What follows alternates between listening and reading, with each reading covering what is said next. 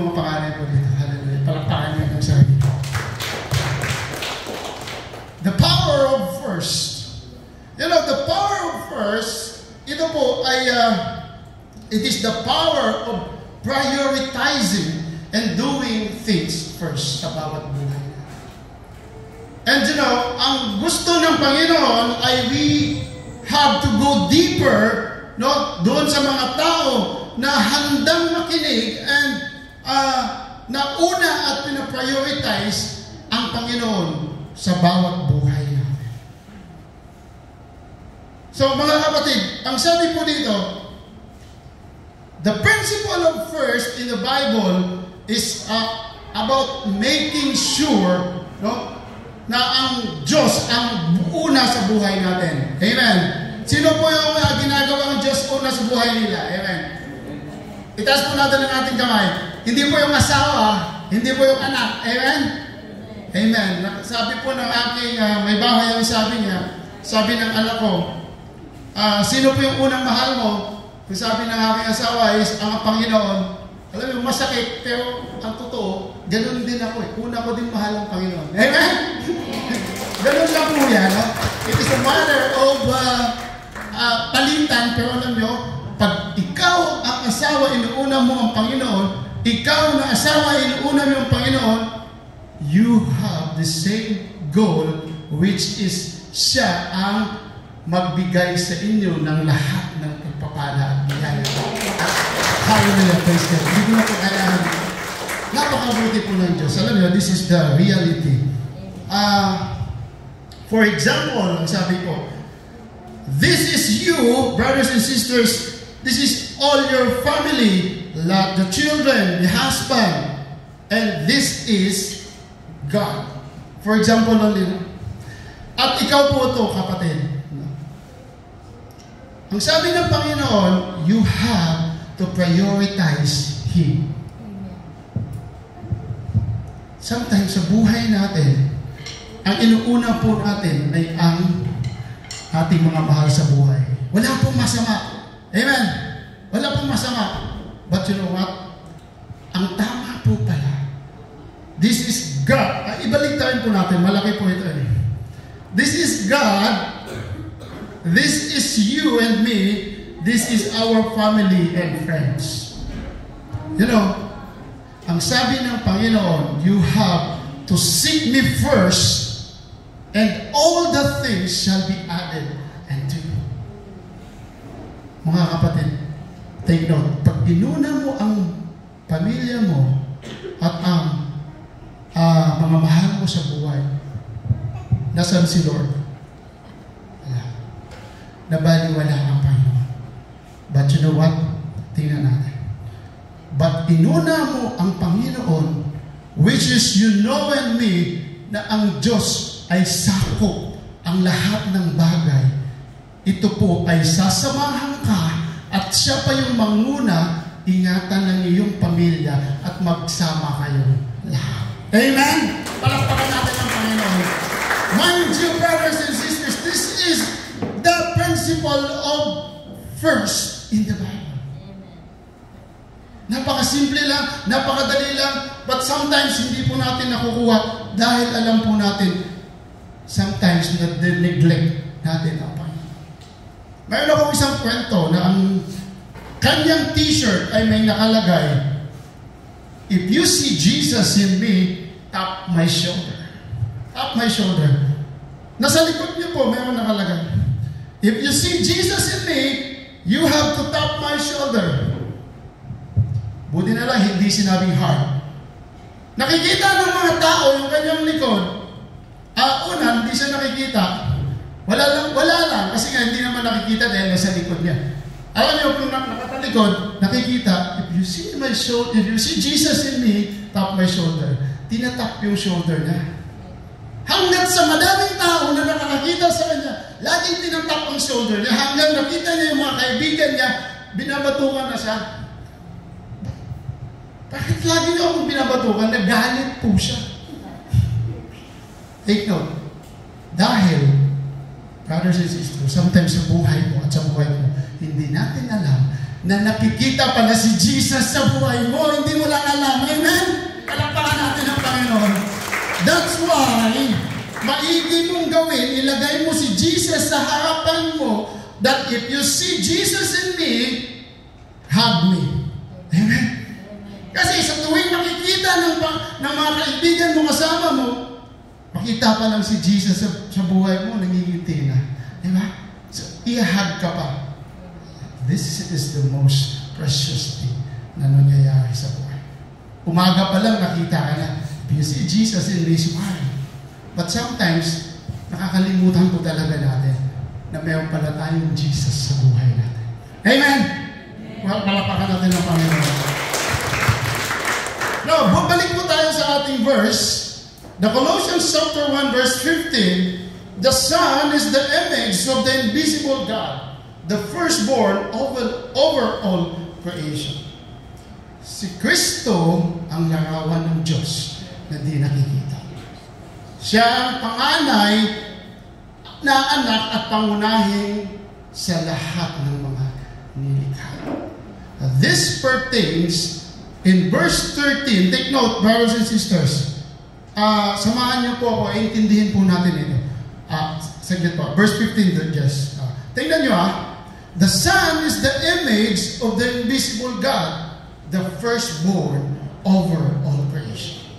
The Son, nasaan po siya makikita? Verse 13, it says, for He has rescued us from the dominion of darkness and brought us into the kingdom of the Son He loves. Nakuha po ba natin? Brothers and sisters, ang Diyos Ama, ay hinango niya tayo sa kadiliman tungo sa kaliwanagan at patungo sa kanyang minamahal na anak na si Jesus. And that's why the Son He loves pertains to the verse 15. He said the Son is the image of the invisible God. Hello? Nakita po ba? Medyo malabo pa ba? Ito po mga kapatid, kunting paliwanag pa po. Sometimes hindi po natin talaga makikita pag hindi natin, alam niyo ang ginagawa po ng bawat isa. Amen? Dati meron po silang imahe. Hello? Image. Kaya nga sabi dito, the Son is the image. Ang ginagawa po ng iba na hindi pa nakakakilala sa tunay na Panginoon, naglalagay po sila ng imahe. Amen? Naglalagay po sila ng imahe na alam po nila, He is the image of the invisible God. And mind you, hindi po yan tama. Because sabi po in John 3 verse 23 to 24, God is looking. God is spirit. That's why He is looking for the worshiper who will worship Him in spirit and in truth. Ang Diyos ay espiritu at siya ay naghahanap ng mga magpupurit sasamba sa Kanya sa espiritu at katotohanan. So, ang sabi po dito, He is the Son in the image of the invisible God.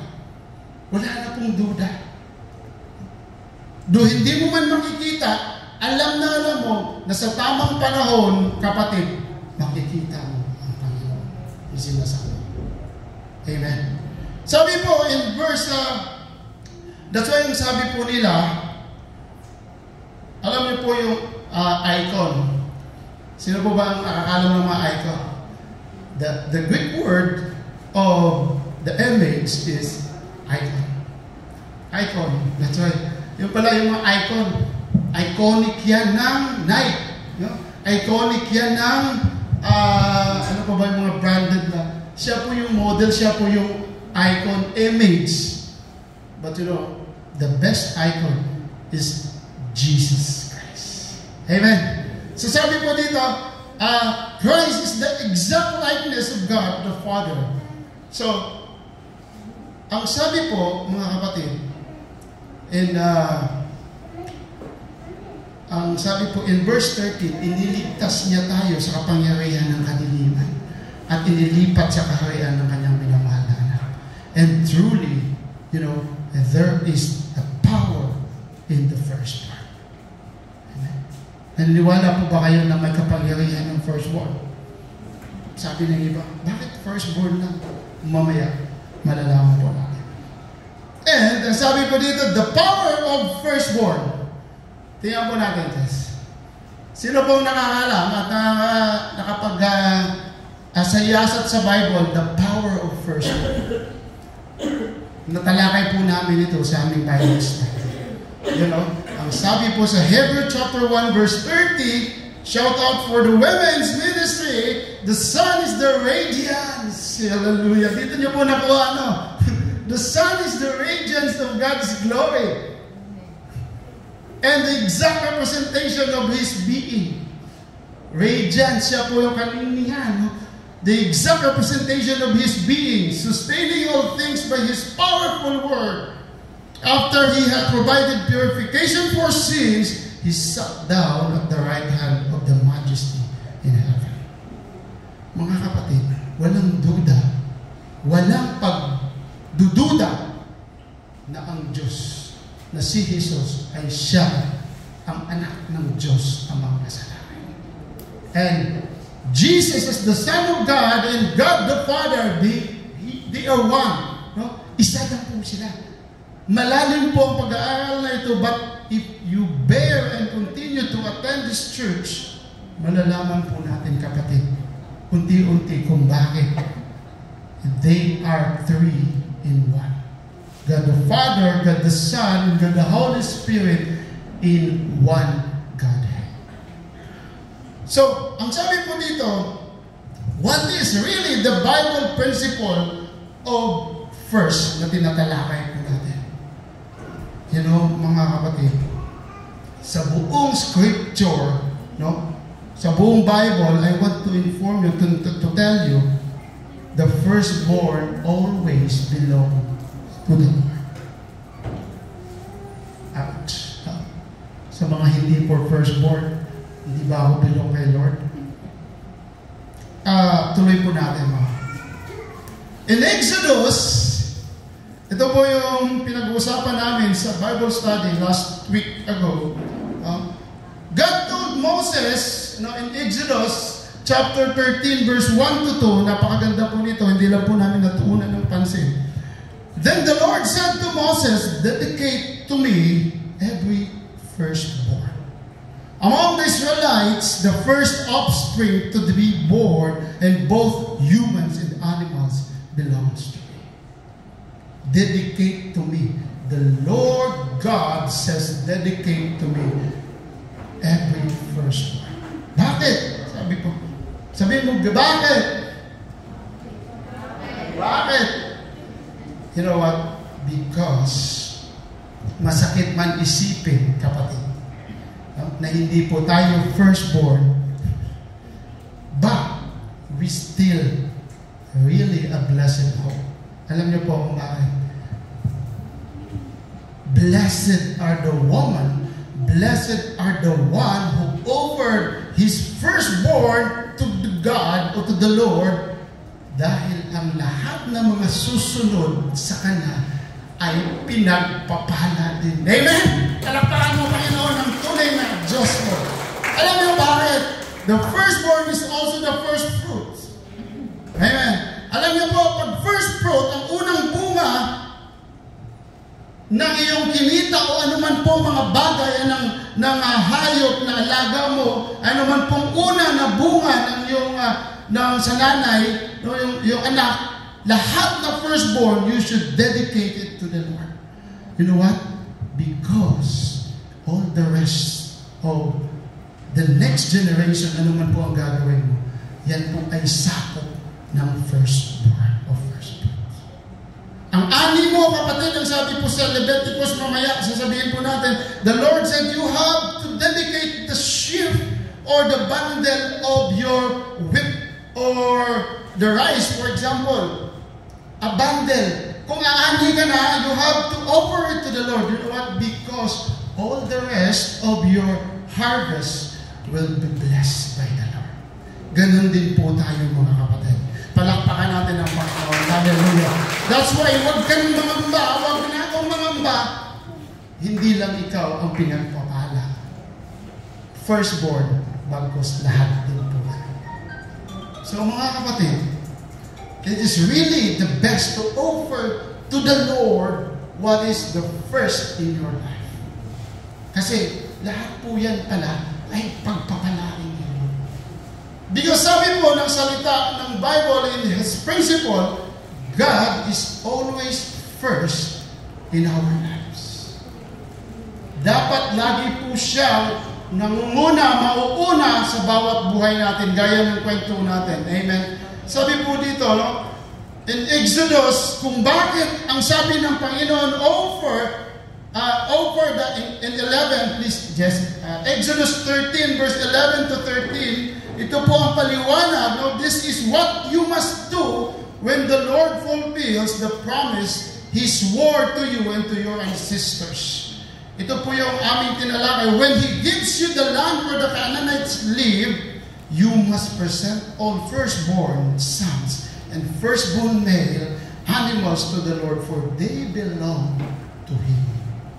Kapatid, you are the firstborn. You should give yourself to the Lord. And all na lahat na susunod sa iyo ay pagpapala. As firstborn donkey, take note mo to. As firstborn donkey may be bought back from the Lord by presenting a lamb. Bakit? Sabi po dito, or young goat in its place. But if you do not buy it back, you must break its neck. Alala niyo po ito, Bible study. However, you must buy back every firstborn son. You know, lamb is the representation or the shadow of Jesus Christ. Amen. Kung hindi ka, kapatid, tinubos ng lamb, which is the representation of Jesus Christ, wala kang kaligtasan. That's why they said, you have to present a lamb in replacement of the firstborn donkey. Gusto niyo ba maging donkey? No. Gusto po natin maging anak ng Diyos. Amen.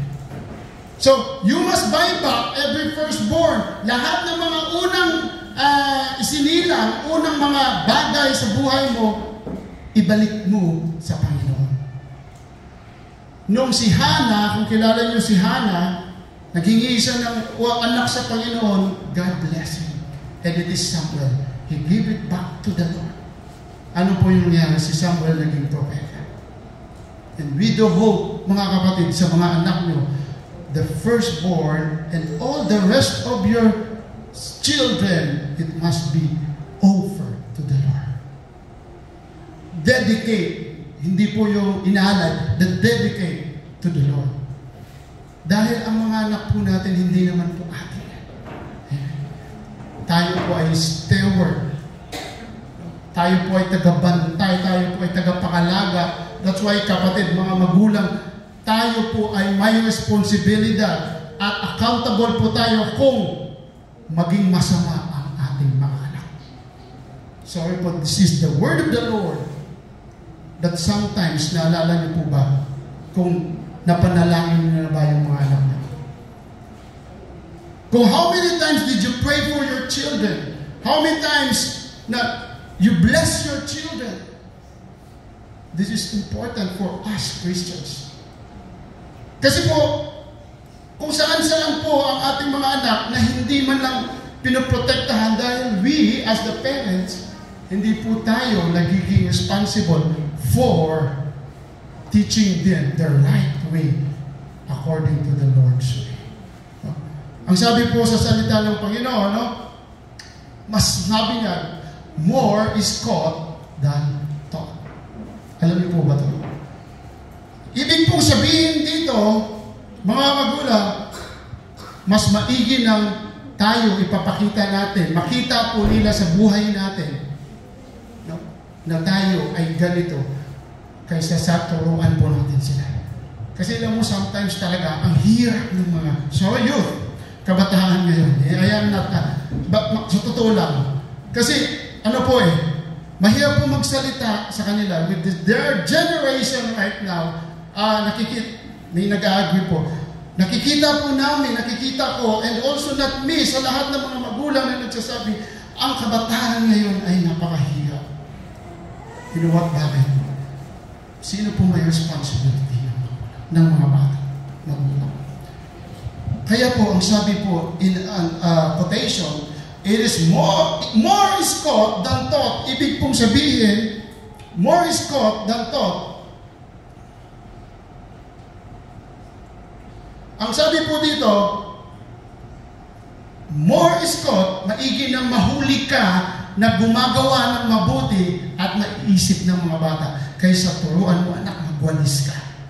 Anak, maghugas ka ng pinggan. Anak, huwag kang pumunta dito. Pero you know what? Ikaw mismo hindi ka din talaga pala gumagawa. So more is caught than taught. Ibig mo sabihin, pag nakita ka ng anak mo, nagwawalis ka, naghuhugas ka, at hindi din tayo gumagamit lagi ng cellphone, maaaring isipin ng mga bata, sabi nga ng iba, sometimes magulang pa nag-uudyok sa mga bata. Tama? Ouch. May nag-agree. Hallelujah. Palakpakan natin ang Panginoon. You know what? We are the responsible parents. Sa lahat ng mga magulang na nakakakilala sa Panginoon, this is all for us. Maaaring hindi po tayo perfect, but we are trying. Na sana naman mga anak, makikita nyo na ang paghihirap ng magulang ay worth. It is all for your own good. Huwag niyong sayangin. Magiging magulang din po kayo ba? Hallelujah. Palakpakan natin ang Panginoon. You know, ang sabi po dito, in Psalms 89 verse 27 to 35, I will make him my firstborn son, the God pertaining, and this is all about David, no? I will make him my firstborn son. Si David po ay hindi firstborn. He is the seventh son of Jesse, no? He is the seventh son of Jesse na apo ni Boaz, na asawa ni Ruth. Amen. May nakuha pa ba tayo? He is the first, I will make him my firstborn son, even though he is not a firstborn son, the mightiest king on earth. Kaya pwede po pala tayong kapatid ay magiging firstborn. Pwede po tayong gawin ng Panginoon na firstborn. No? I will love him and be kind to him forever. My covenant with him will never end. I will preserve an eye for him. His throne will be as endless as the days of heaven. But if his descendants forsake my instructions and fail to obey my regulations, if they do not obey my decrees, sabi po dito, and fail to keep my commands, take note, ang sabi po, kahit si David, sinasabihan, kahit hindi ikaw firstborn, pwede kitang gawing firstborn at ang pangako ko sa iyo ay kailanman hindi ko babaliin. Ang sabi po dito, in verse 34, no, I will not break my covenant. I will not take back a single word I said. I have sworn an oath to David, and in my holiness, I cannot lie. Yan ang tunay na Diyos. Amen. Palakpakan po natin ang Panginoon. Hindi po sinungaling at siya po ay isang tapat kung magsalita. Amen. You know, mga kapatid, balikan po natin yung ating firstborn. Ang sabi po dito,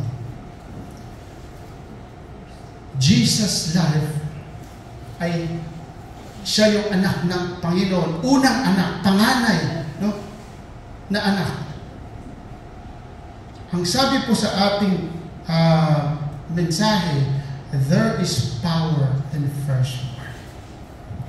You know, brothers and sisters, hindi lang nakikita sa buhay ni Jesus, nakikita din sa kanyang mga milagro. Amen. Pag hindi ka pa naniniwala sa isang Diyos na panganay at tagapagligtas mo, kapatid, tingnan mo to. Sino ang tunay na nagpapagaling sa mga ulo? Panginoong Jesus. Amen. Sino ang nagpapakain sa 5,000 people sa sa halagang 2 isda at 5 bread. Tama? O baliktad? And sino ang nagpapatigil ng bagyo na malakas sa kalagitnaan ng Sea of Galilee? Jesus. Sino ang nagsabing Lazarus come forth? Jesus. This Jesus, the firstborn, has the power and the miracle na nangyayari sa buhay niya. And if you believe it, it will manifest sa buhay mo at sa buhay mo. Amen? Palakpakan natin ang atin. That's why nung sinabi niya, Lazarus, naalala niyo po yung ating mensahe, Lazarus, come forth. That is called power of the firstborn. Amen? Kasi po, bakit tingnan niyo? Ang sabi niya, Lazarus, come forth. Sino po ang nasa loob ng grave? Si Lazarus. Alam niyo, this power is, grabe po ang power na sa kanya, kapatid. Kaya magtitiwala ka, you have also power. Nakabuhay ng patay. And this power is called in Greek, dunamis. An explosion of power. Ang sabi po dito, kung sinabi ni Jesus, come forth, wala po siyang sinabing Lazarus, ano sa palagay niyo yung mangyari, kapatid? Lahat ng mga patay, pabubuhay. Amen! Aniwala po ba kayo? Ayaw niyo maniwala. Because there is power in Jesus. Pag sinabi niya, come forth, lumabas ka dyan. Lahat ng mga patay sa cemetery, mabubuhay o sa grave na pinagkalooban. Because the power that is in Jesus ay hindi mo kayang sukat. That's why he said only Lazarus come forth, and suddenly Lazarus come forth. That is called the power of the firstborn. Palakpakan natin ang Panginoon. And in verse 16, ang sabi po dito, for in Him all things were created, things in heaven and on earth, visible and invisible, whether thrones or powers or rulers or authorities, all things have been created through Him and for Him. Lahat ng bagay ay ginawa para sa Kanya at dahil sa Kanya. Wala na iba. Kaya po kapatid, maaring ikaw ay ginawa, you are the part of the creation of the Lord, nagiging anak ka lang dahil tinanggap mo ang Panginoong Hesus. Amen. You are also a creation of the Lord. And nagiging anak ka lang, you become the children of God because you accept Jesus as your Lord and personal Savior. Kaya kung sino pa sa inyo ang hindi anak ng Diyos, ibig kong sabihin, hindi pa nakatanggap sa tunay na Panginoong Hesus, ngayon pa lang tanggapin mo ang Panginoong Hesus. You are the part of the family of Christ and you are the children of God according to John 1:12. No? You are called the children of God. At kabilang ka sa kaharian ng Diyos. Naniwala po ba tayo mga kapatid? Naniwala po ba tayo? Parang hindi po makakabuhay ng patay. Naniwala po ba tayo? Amen. Palakpakan natin ang Panginoon. In Romans chapter 11 verse 36, sapagkat ang lahat ng bagay ay mula sa Kanya, sa pamamagitan niya at pag-aari niya, sa Kanyang karangalan magpakailanman. Amen. You know, in Genesis 1:1, in the beginning, Jesus was there. Because ang sabi niya, we will create the heaven, the earth, and all of the creation. Hindi lang po ang Diyos naman nandun. And the Holy Spirit is hovering. Jesus was there. In all the cover to cover of the Bible, Jesus was there. Maniwala po kayo kapatid, ang sabi sa 1:13, nilikha ang lahat ng bagay sa pamamagitan niya, hindi sa pamamagitan mo at pamamagitan ko, kundi sa pamamagitan ni Jesus. At walang anumang nalikha ng hindi sa pamamagitan niya. Wala pong nalikha ng hindi sa pamamagitan ng Panginoon Jesus. That's why huwag kang magmalaki, huwag mo ipagmalaki na dahil sa iyo nangyari po yung maramyang buhay mo, nang dahil sa iyo nakapagtapos ka ng doktor, nang dahil sa iyo nakapagtapos ka ng engineer, nang dahil sa iyo nakapagtapos ka ng abogado, and dahil sa iyo malago ang business mo. No. Brothers and sisters, I am telling you the truth. It is all because of Jesus. And through Him, and all is for Him. No, and according to Hebrews chapter 1 verse 2, please take note, ngunit sa mga huling araw na ito, siya'y nagsalita sa atin sa pamamagitan ng kanyang anak. God the Father said, in these last days, no, He has spoken to us by His Son. Sa pamamagitan ng anak ay nilikha ng Diyos ang sanlibutan at siya ang piniling tagapagmana ng lahat ng bagay. Hindi ikaw, hindi ako. Pero ano nga? Kasama ka doon. Kasama. Hindi ikaw, kundi hindi ako. Kasama tayo dahil tayo ay may Kristo sa buhay natin. Amen? Palakpakan natin ang Panginoon. Jesus is the heir of the kingdom of God, and He's seated at the right hand of the Father. That's why this verse, brothers and sisters, reminds us that we were created only for Him. And we are going to praise and worship, hindi po doon sa concert ni Taylor Swift. Hindi po doon sa concert ni kung sino man concert. We are going to praise. We are created to praise and worship none other than the Lord our Savior and King. And you know, this is also, He wants us sa buhay natin na magamit, hindi po para sa iyo, kundi para po sa Kanya. So lahat po na nangyayari dito sa buhay natin, sa ating palibot at sa lahat ng mga ginagawa natin, huwag kang mag-alala, hindi yan kawalan sa mga kapatid. Sabi mo, sayang naman yung ginagawa ko. Wala naman pala po akong mapalag. No.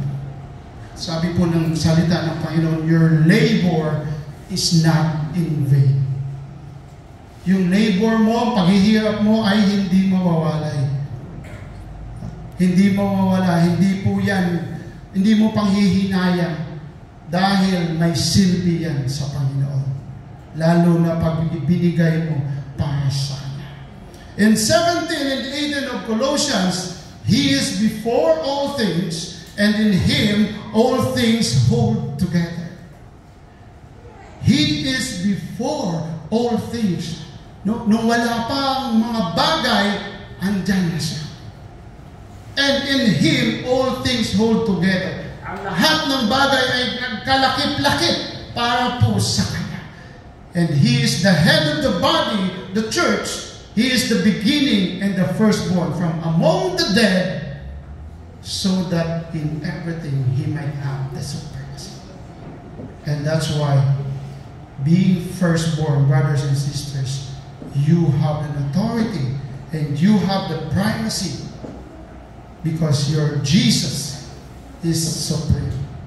Ang Panginoon mong Jesus ay makapangyarihan. He is preeminent. No? Ibig pong sabihin ng preeminent, He is the first, the supremacy, everything. No? Lahat po para sa Kanya at galing sa Kanya, and all and everything will be for His glory. So ito pong Jesus na ating sinasamba at nakilala, mga kapatid, huwag po tayong manghihina, may silbi po ang lahat nito. Ang sabi po sa Hebrews 10:25, huwag po natin kaligtaan ang mga pagtitipon nito dahil ito po ay isang pag-iimpok, investment for the kingdom of God. Hindi po sayang ang pagpunta mo dito, nagiging sayang lang yan kung hindi mo ipinibigay sa Panginoon. Nagiging sayang lang yan dahil po kung mga bagay na nandito ka, hindi ka naman nagiging worshiper of the Lord. and please. No? That's why, according to the Word of God, as Jesus is the preeminent, He is also the power, has the power of first fruit. May kapangyarihan po siya bilang isang firstborn, and He is also the first fruit. No? Ang sabi po sa Leviticus chapter 23 verse 9 to 11, ito po yung sinasabi natin, Then the Lord spoke to Moses, saying, Speak to the children of Israel and say to them, Whether you enter the land which I am giving you and reap its harvest, you shall bring the sheaf of the first fruits of your harvest to the priest. He shall wave the sheaf before the Lord so that you may be accepted. The priest shall wave it on the day after the Sabbath. Brothers and sisters, this is all talking about the feast of the first fruits. Ang piyesta ng Panginoon ay hindi piyesta ng Santo Niño, hindi po piyesta ng anong mga bagay. The feast of the Lord has 7 feasts. The feast of unleavened bread, the feast of the first fruit, the feast of booths, the first of kung ano po, pag-aaralan po natin yan, which is natalakay naman natin yan ng mga tao. If you bring the sheaf of your harvest, I'm not saying this na para pagpapalain nyo ang mga bagay na meron ka. But you know what? The best thing to offer God is your heart. Kung labag sa puso mo, huwag mong gawin. Kasi sabi mo, halimbawa, sino po ang may palayan po na nakaranas po ng palayan? Sa palayan po kasi, sa mga probinsya, meron pong hatian yung pag nag-ani po, mayroon po yatang 9 parts. Something like that. Yung isang parte, para po yan sa nag-aani. Ang iba po ay nasa'yo. But you know, sometimes, ang sabi po ng Panginoon, if you give this to Him as an offering back to the Lord, all the rest of your harvest will be blessed. Kaya po sa lahat ng gawa ng kamay mo, amen po at mami, sa lahat ng gawa ng kamay mo mga kapatid, it is a reminder for you and me na gawin po natin for the glory of God. Subukan po natin, hindi po ito, this is the word of God at ang sabi niya sa kanyang salita, I will not, hindi ko po babawiin ang aking salita. Ito po ay tutupad. That's the power of first fruits. Ang sabi po in Proverbs 3:9, Honor the Lord with your wealth and with the first fruits of your crops. Then your barns will be abundantly filled and your vats will overflow with new wine. Alam niyo po yung barn. Yung barn po ay bahay ng mga animo. No? Malaki po yan. Wala lang po akong picture. And your vats ay yung mga binibili ngayon ng mga malalaking timba, blue na. So, yan po ay pupunuin ng Panginoon. Aapaw, over the brim. Yung brim po ay yung takip niya. So, if you honor the Lord with your life, and the first fruits of your crops. And by the way, the first fruits is different from the tithes and offerings. Meron pong pag-aaral po yan pagtatalakayan and the love gift. These 3 are different. First fruits, the tithes and offering, and the love gifts. We are going to teach you and we will teach you this because this is the word of the Lord. No? Wala po tayong pinipili po dito. This is the word of the Lord and the Lord will open your mind, my mind, na sana nawag gagawin po natin for His glory. Ang sabi po sa 1 Corinthians chapter 15 and verse 20, this is the power again of the Lord. And it says, But Christ has indeed been raised from the dead, the first fruits of those who have fallen asleep. Si Jesus po ay ang unang ani ng harvest. That's why yung sabi niya, magdala kayo ng sheep. In other translation, it says, But in fact, Christ has been raised from the dead. He is the first of a great harvest of all who have died. Mga kapatid, the great harvest is almost near. Lagi po tayo nagsasabi po dito, the great harvest ay malapit na. And this is pertaining for the rapture of the church. This is one of the feasts of the Lord. The great harvest. And Jesus is the first of the great harvest. That's why nakapunta na po siya sa langit. Nung siya ay namatay at muling nabuhay, the wall of the Holy of Holies was teared down. Makapal po yun. Because He is the firstborn. He is the first fruit na anak ng Diyos. At, ang sabi niya, naghahanda na po siya ng ating matitirhan sa langit. Amen! Palakpakan po natin. And this is the blessed hope for all of us, brothers and sisters, because anytime soon, it is not Santa Claus that is going to town, it is Jesus that is going to this world. Amen! Hallelujah! Woo! And last but not least, there is also the power of the one who first seek. Amen! Naniwala po ba kayo yan? Alam niyo po, may sinasabi dito, pag ang Easter eggs, kung naniwala po kayo dati, no? Pag nakahanap ka, may mahuhuna kang makuha ng ginto o anumang bagay na mahalaga pag nauna ka. You know what, brothers and sisters, ang sabi nga po sa isang quotation, the early bird got it's a worm, no?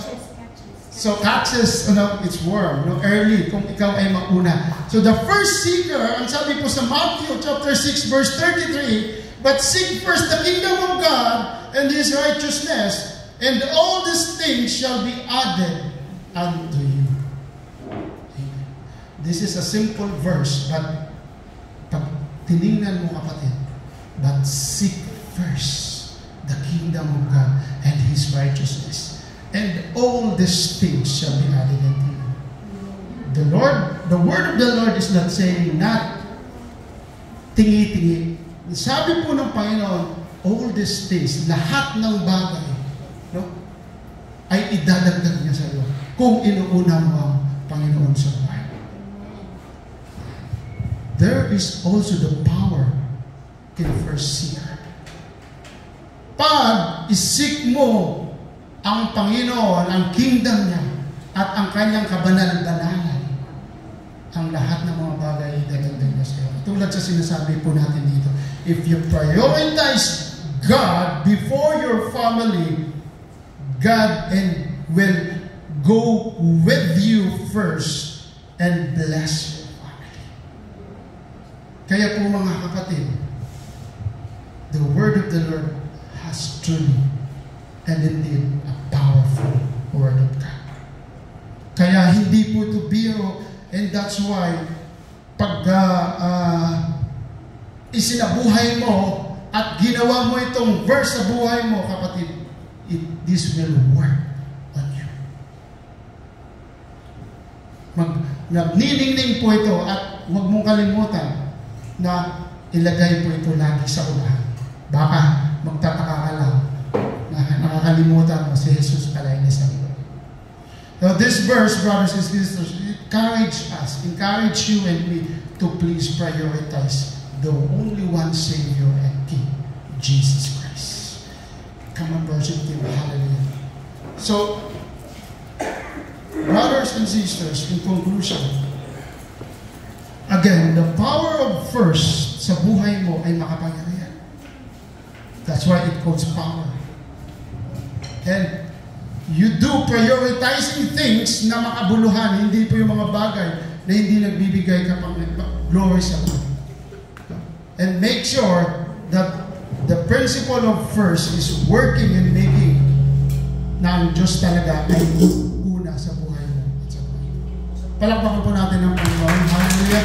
Tayo po'y tumayo at tayo po'y